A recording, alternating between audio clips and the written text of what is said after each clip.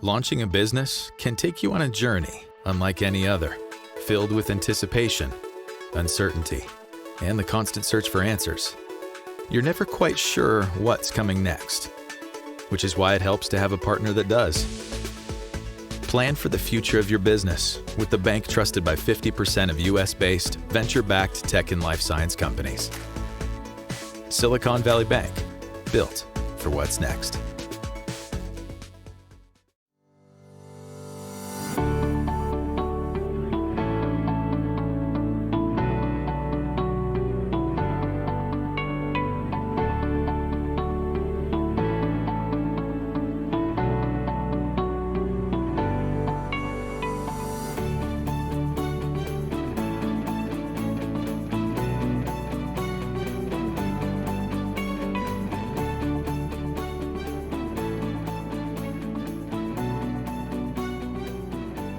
Hello everyone, my name is Annalisa Dragic and I'm a Vice President on the investment team at Sapphire Ventures, and I'm thrilled to welcome you today to our panel discussing the impacts of COVID on consumer behavior from an enterprise perspective. And I'm excited to be joined by our two panelists, Paul Fipps, who is the Chief Experience Officer at Under Armour, and Vince Perfetti, who is the Chief Digital Officer at Nu Skin. Paul and Vince, thank you very much for joining us today. To start off, 2020 has been an unusual year for all of us, both as individuals as well as for our organizations. Paul, I'd like to start with you and hear a little bit about, from the Under Armour perspective, how you're adjusting to these changing times with COVID and the changing consumer behaviors. Terrific. Thanks, Annalise, and thanks for having me on this panel. It's great to be with you guys here today, and looking forward to an awesome conversation. It was really interesting before coronavirus hit. We had launched one of our largest marketing campaigns in the history of Under Armour, and that campaign was doing really, really well. And it was called "The Only Way Is Through," and that campaign was scheduled to kind of have different components of it all throughout the year. And when coronavirus hit, we saw a dramatic shift with consumer behavior. Obviously, when everyone went home, and then we had the shelter-in-place orders, and we saw this surging need, starting with our China with our China consumer for at-home workout content, and also an ability to give them more around their nutrition and fitness journey while people were home, and certainly concerned about the impacts of coronavirus and their own personal health. So we quickly shifted into our campaign from "The Only Way Is Through," partnering with our marketing teams, our digital teams, and our experience teams to through this together.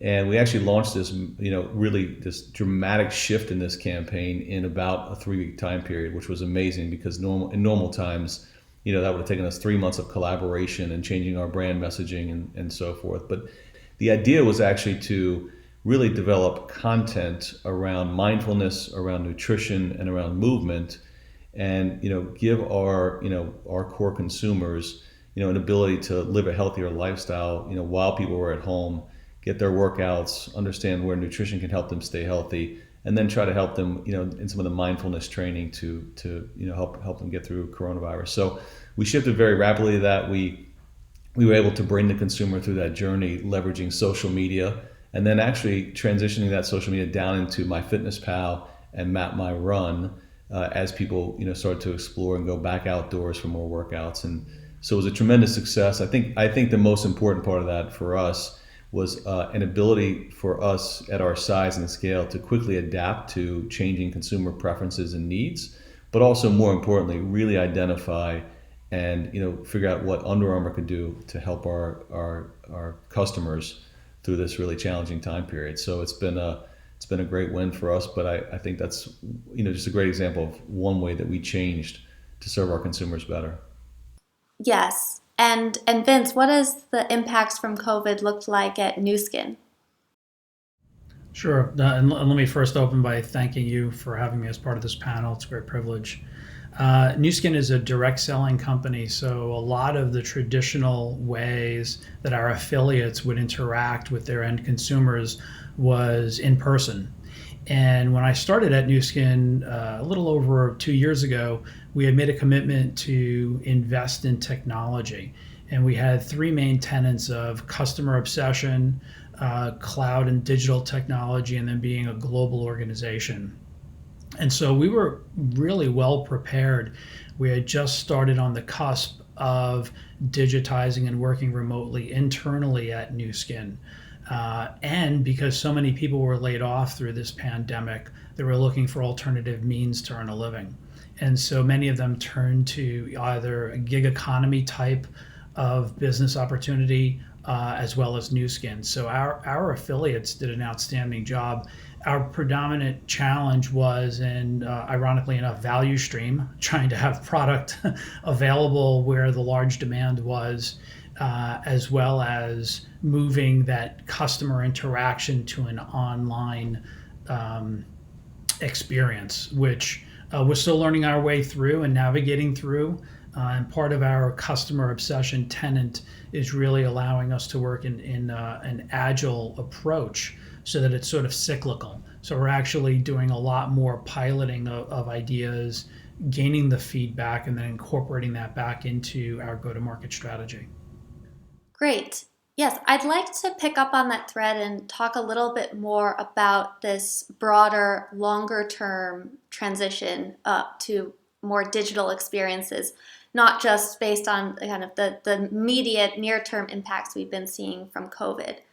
So, Paul, I know Under Armour is ongoing in its transition from moving from a product led company to a customer led company. I'd love to learn a little bit more about that, what that means, and the role that technology has played in that transition.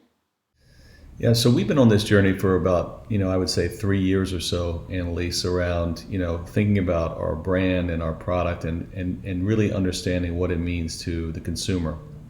And about, I guess in the middle of 2017, we did some research around how the consumer views Under Armour across the globe. And we built and that consumer for us is what we call the focus performer. And it's a psychographic where it's people who have a competitive mindset for an athletic pursuit. And so we began orienting our company, our strategy, our product development, our digital assets and everything around how do we talk to that focus performer? How do we help him or her through their athletic journey and the things that are important to them? And that's been, again, that's been a journey because I think, when you're shifting from a product-led company to a consumer-led company, it's a massive cultural shift. The way that we've been engaging our teammates in that activity is really to help them understand how do we put the consumer at the center of everything we do, and then take all of those touch points, all of that journey mapping work that we've done, and deeply understand, how we talk to him, how we talk to her, how we give them products and services that meet their needs in that context of athletic pursuit and competitive mindset, and really looking at a 360-degree view of that consumer throughout their life cycle. A big part of that is our connected strategy. So at Under Armour, we have what we call our Under Armour Connected Fitness, which is a combination of MapMyFitness, MyFitnessPal, and Endomondo. And that's given us an ability to deeply mine insights around consumer behavior for how much they're working out, how much they're sleeping, what their nutrition habits look like, so that we can then personalize the experiences back towards them.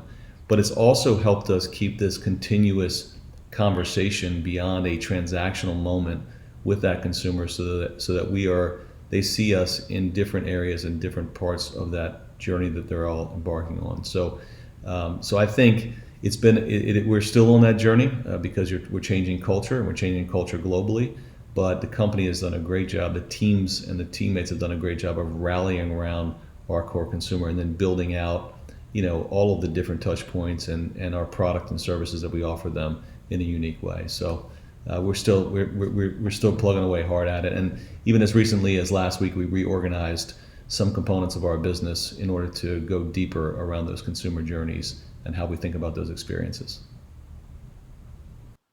Yes, I think this is definitely an ongoing journey for many companies. And as they transition to be, more digital and more customer led, there's also the offline component that's still there. So Vince, would like to hear your thoughts on how at Nu Skin you think about integrating the online and offline components of some of these new types of consumer experiences. Yeah, the digital experience has become so pervasive in society. So similar to what Paul was saying, we're taking a step back and looking at customer empathy mapping as a truly important indicator for us. What we're looking to do is take technology, and it doesn't have to necessarily be innovative technology that's groundbreaking. If you look at the iPhone and advances, and why Apple has had such stickiness with its consumers, it's more of an ecosystem. So what we're looking at from our Nu Skin perspective, we're attacking this from a SMAC it, and it's an acronym that's used in the digital domain, mainly social, mobile, analytics, cloud, and Internet of Things. And when you aggregate all of that, looking at a customer empathy mapping and working backwards, you really get an understanding of the different touch points and how to provide continuity. So one of the initiatives, a big thing for Nu Skin, is the experience store, where people come in and they can actually touch and feel and experience our products. So one of the things we're looking to do, and realizing that we cannot possibly do it all by ourselves, we need to partner. That's a critical part. And so we were looking at touchless, and ironically, even before COVID, Amazon had come out with the Go store. And if you're not familiar with that, it's really using an app on your phone, scanning it when you enter a location, and then you could throw your phone away. And then just proceeding with your shopping experience, just putting things in your bag and then walking out. So it was a cashierless system. It handles e-commerce in a contiguous fashion, so that the person doesn't need to worry about cash or anything of the sort. So it's concepts like that of transforming our experience stores, where the digital side and the physical in-person side, those barriers or those lines before from the experience are now meshed together, so that it's less of a dichotomy, and not about being mutually exclusive, but being inclusive as one holistic experience. Exactly what Paul was talking about, working backward from the customer. Yeah, that's really cool. I'm definitely looking forward to the day where we have more of those cashierless stores, and then don't need to check to make sure, necessarily have wallet, keys, and phone every time leaving home.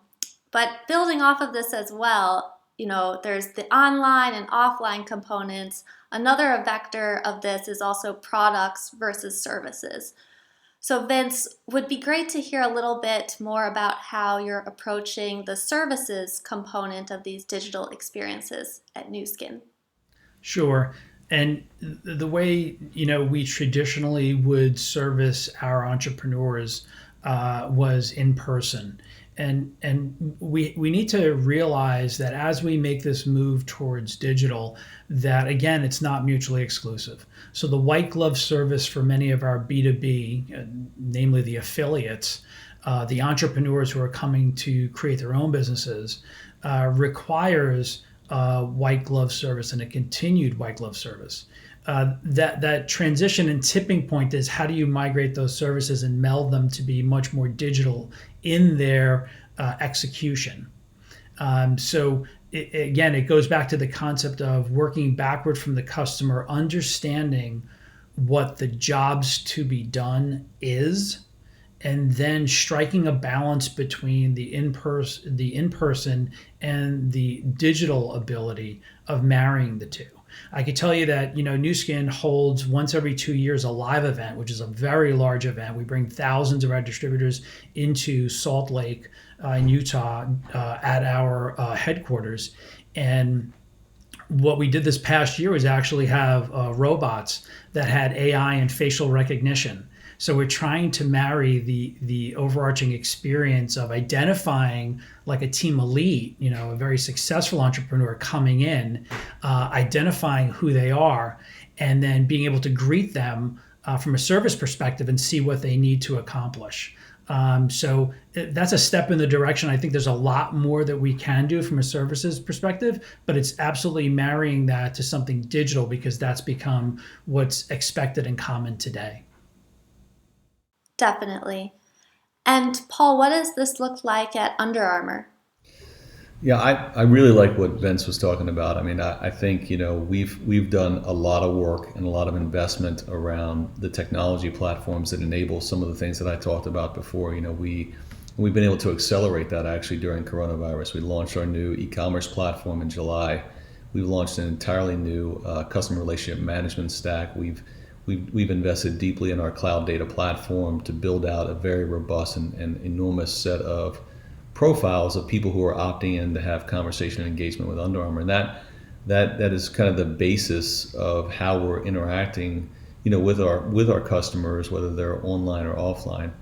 I think we think about products and services coming together around experience, and what we've been focused on, for the past year or so, as we've understood those consumer journeys, and to Vince's point, the jobs to be done, because everyone has a little bit of individual and unique needs.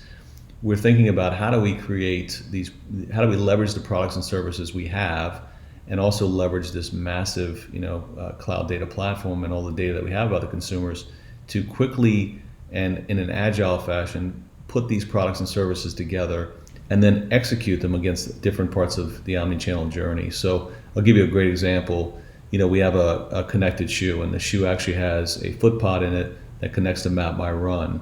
And if you go for a run in this shoe and you use MapMy, it will actually coach you into a better running form. So we calculate your stride length, we calculate your cadence, and then we, through machine learning, and we get the individual components about who you are, and we coach you over time into a better running form. So that's a tremendous experience between physical products and digital services. And then we actually have running training plans in MapMy that go along with that journey as well. So you can actually, if you want to train for a 5K or a 10K, and I'll give you just a really interesting stat, and that we were public with a couple of months ago. In April, we started tracking. We had a million runs per day logged in Map My Run. I mean, it was actually just surging because as people are looking for fitness activities and they want to get outside, it's been a great experience for them. And obviously, the combination of this experience has been a big winner for our consumers.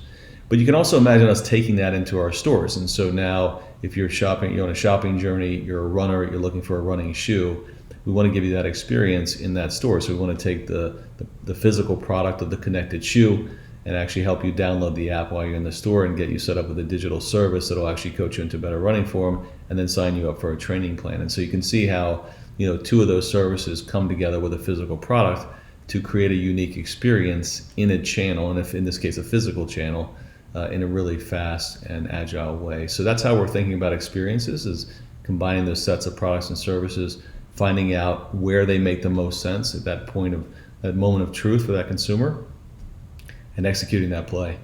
Really interesting. Yeah, I'm looking forward to kind of the connective shoe, and then also be able to go in and get help to improve my own running form. As a final question, I'm curious to hear your guys' thoughts on the wider technology landscape, and what technologies are exciting you the most right now and have the potential to significantly change consumer behaviors. Vince, what excites you the most? Yeah, there's a lot. I think what excites me most is not necessarily an individual technology, because rarely is an individual scientific or technological breakthrough that impactful for what we do. Again, I go back to the Apple iPhone. Of all the technology on the original iPhone, most of them were all technologies like the gyroscope and some of the chipsets and the camera. It was really the unique combination, to what Paul was saying before. It's the combination of these in concert that created that ecosystem. And this is why I was talking about Smack It being so powerful, because it looks at the ecosystem. I think there's so much on the horizon with personalization, because really that's what we're headed for. We like to think of what we're in right now as the experiential economy, and I think that's going to be and evolve into more of an opportunity economy and an empowerment economy, right? Where people are empowered to make decisions based upon the data that they receive. If I had to really choose one technology, I think the advent of 5G, making wireless and by extension of wireless, by that I mean data, ubiquitous and so transparent and everywhere at someone's fingertips. If we think just 20 years ago, we didn't have that capability. And it was with the advent of wireless technology and the smartphone and that technology melded together, which really transformed and upended all types of marketing and advertisements. What used to be, one to the masses was now down to the individual. And as we evolve that personalization effort and everything Paul's doing in Under Armour, I'm glad to hear it, man. That sounds great. I love it. But I view the day of when we have an ingestible and I have 5G and I know what's going on real time, and I could take ML or machine learning and artificial intelligence and do predictive analysis on myself and talk about gene expression. Again, if I had to choose one technology, I think 5G is going to be the doorway to really expanding and opening up a lot of that. Yeah, definitely. And hopefully, it's right around the corner for us. And Paul, for you, what new technologies excite you the most that have the potential to really change consumer behavior? Yeah, I love what Ben said there. I totally agree with him. I think 5G will accelerate things, faster than many of us can even predict today. I think for me, if there was one bet, and it's related to what Vince was talking about around personalization, I think for us, it's really thinking about a deeper dive into real artificial intelligence. And there's been many industries that I think have proven leveraging artificial intelligence in a great way to personalize experiences, or to have devices or products and services that learn in real time about who you are and what you care about. Vince's example about gene expression is a great one. And for us, we're launching some products. Later on this month, in fact, you'll see us launch a product in MyFitnessPal called Meal Scan, which is on edge, at the edge of the device, a neural network that will calculate the size and ultimately the weight of the food on your plate to streamline your food entry, which is one of the biggest barriers to people using MyFitnessPal. And so that's just where you're going to see us start from an artificial intelligence standpoint. But we then want to take all of that data that you're giving to us in terms of how much you work out and how much you eat and how much you sleep and what your mindfulness looks like, so that we can coach you into whatever your goals are. And all of us have individual goals, but be very personalized and leveraging those technologies. So I think there's some exciting things to come, but I would double down on Vince's answer. It's never just one, it's the combination as these things converge to give us all kinds of capabilities that just were not possible even a couple of years ago.